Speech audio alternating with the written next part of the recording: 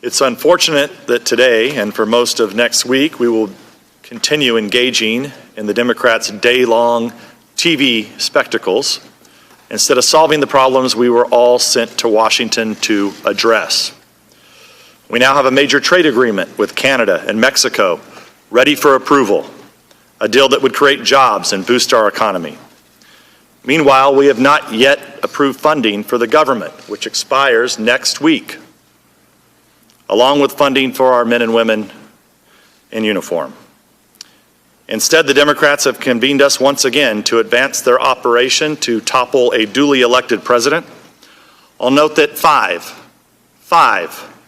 Democrats on this committee had already voted to impeach this president before the Trump-Zelensky phone call occurred. In fact, Democrats have been vowing to oust President Trump since the day he was elected. So Americans can rightly suspect that his phone call with President Zelensky was used as an excuse for the Democrats to fulfill their Watergate fantasies.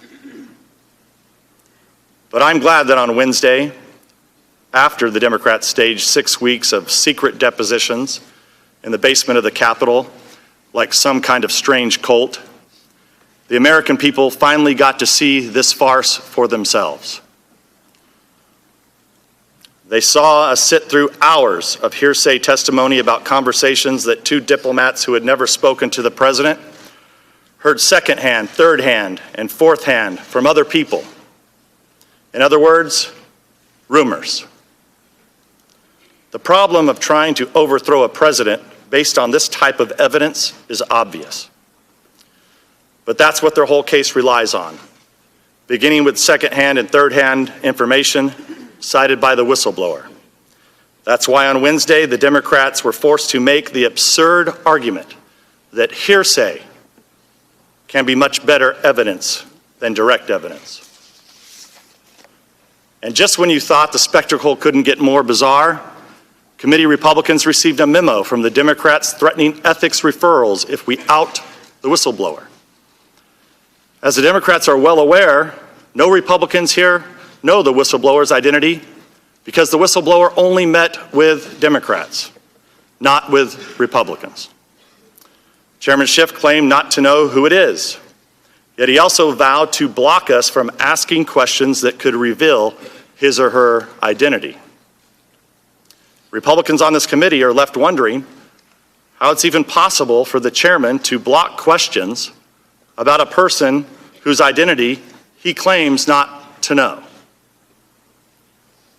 The American people may be seeing these absurdities for the first time, but Republicans on this dais are used to them.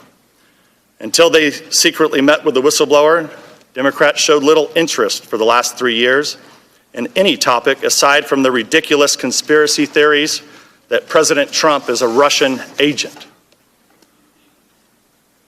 When you find yourself on the phone, like the Democrats did with Russian pranksters offering you nude pictures of Trump, and afterward you order your staff to follow up and get the photos, as the Democrats also did, then it might be time to ask yourself if you've gone out too far on a limb. Even as they were accusing Republicans of colluding with Russians, the Democrats themselves were colluding with Russians by funding the Steele dossier, which was based on Russian and Ukrainian sources.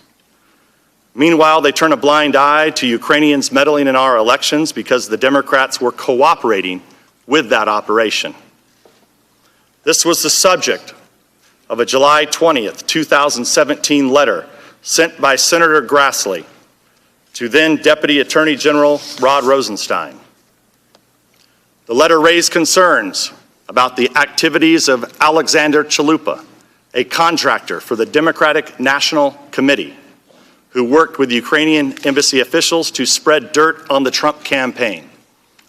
As Senator Grassley wrote, Chalupa's actions appear to show that she was simultaneously working on behalf of a foreign government, Ukraine, and on behalf of the DNC and the Clinton campaign in an effort to influence not only the U.S. voting population, but U.S. government officials, unquote.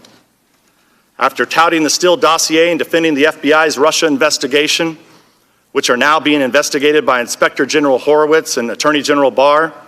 Democrats on this committee ignore Ukrainian election meddling, even though Chalupa publicly admitted to the Democrats' scheme. Likewise, they are blind to the blaring signs of corruption surrounding Hunter Biden's well-paid position on the board of a corrupt Ukrainian company, while his father served as vice president and point man for Ukraine issues in the Obama administration. But the Democrats' media hacks only cared about that issue briefly, when they were trying to stop Joe Biden from running against Hillary Clinton in 2015. As I previously stated, these hearings should not be occurring at all until we get the answers to three crucial questions the Democrats refuse to ask. First, what is the full extent of the Democrats' prior coordination with the whistleblower, and who else did the whistleblower coordinate this effort with? Second, what is the full extent of Ukraine's election meddling against the Trump campaign? And third, why did Burisma hire Hunter Biden? What did he do for them? And did his position affect any government actions under the Obama administration? I'll note that House Democrats vowed they would not put the American people through a wrenching impeachment process without bipartisan support, and they have none. Add that to their ever-growing list of broken promises and destructive deceptions. In closing, Mr. Chair, the President of the United States released his transcript right before the hearing began. I think it's important that I read this into the record so that there's no confusion over this first phone call that occurred on April 21st with President-elect Zelensky, and I'd like to read it. The President: I'd like to congratulate you on a job well done, and congratulations on a fantastic election. Zelensky, good to hear from you. Thank you so very much. It's nice to hear from you, and I appreciate the congratulations. The President: that was an incredible election. Zelensky: again, thank you so very much. As you can see, we tried very hard to do our best. We had you as a great example. The President: I think you will do a great job. I have many friends in Ukraine who know you and like you. I have many friends from Ukraine and frankly expected you to win. And it's really an amazing thing that you've done.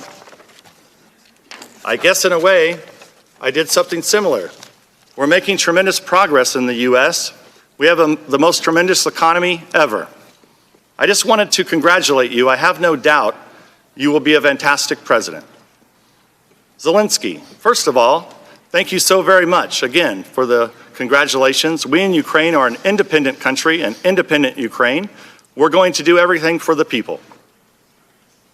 You are, as I said, a great example. We are hoping we can expand on our jobs as you did. You will also be a great example for many. You are a great example for our new managers. I'd also like to invite you, if possible, to the inauguration. I know how busy you are, but if it's possible for you to come to the inauguration ceremony, that would be great. Great for you to be with us on that day. The President: that's very nice. I'll look into that and give us a date. At the very minimum, we'll have a great representative or more from the United States will be with you on that great day. So we will have somebody at a minimum, a very, very high level, and will be with you. Really an incredible day for an incredible achievement. Zelensky: again, thank you. We're looking forward to your visit, to the visit of a high-level delegation, but there's no words that can describe our wonderful country, how nice, warm, and friendly our people are, how tasty and delicious our food is, and how wonderful Ukraine is. Words cannot describe our country, so it would be best for you to see it yourself. So if you can come, that would be great. So again, I invite you to come. The President: well, I agree with you about your country, and I look forward to it. When I owned Miss Universe, they always had great people. Ukraine always very well represented, was always very well represented. When you're settled in and ready, I'd like to invite you to the White House.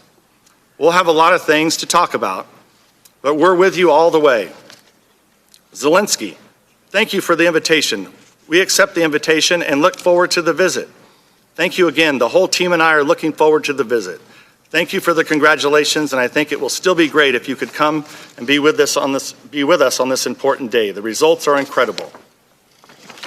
They're very impressive for us. So it will be absolutely fantastic if you could come on that day. The President, very good. We'll let you know very soon, and we will see you very, very soon regardless. Congratulations, and please say hello to the Ukrainian people and your family. Let them know I send my best regards. Well, thank you, Zelensky. Well, thank you. You have a safe flight and see you soon. President, take care of yourself and give a great speech today. You take care of yourself and I'll see you soon. Zelensky, thank you very much. It's difficult for me, but I will practice English and I will meet in English. Thank you very much. The President laughing. Oh, that's beautiful to hear. That's really good. I could not do it in your language. I'm very impressed. Thank you so much. Zelensky, thank you so much. The President, good day. Good luck. I'm glad I was able to read that into the record so now the American people know the very first call that President Trump had with President Zelensky. And with that, I yield back the balance of my time. Hey, NBC News viewers, thanks for checking out our YouTube channel. Subscribe by clicking on that button down here and click on any of the videos over here to watch the latest interviews, show highlights, and digital exclusives. Thanks for watching.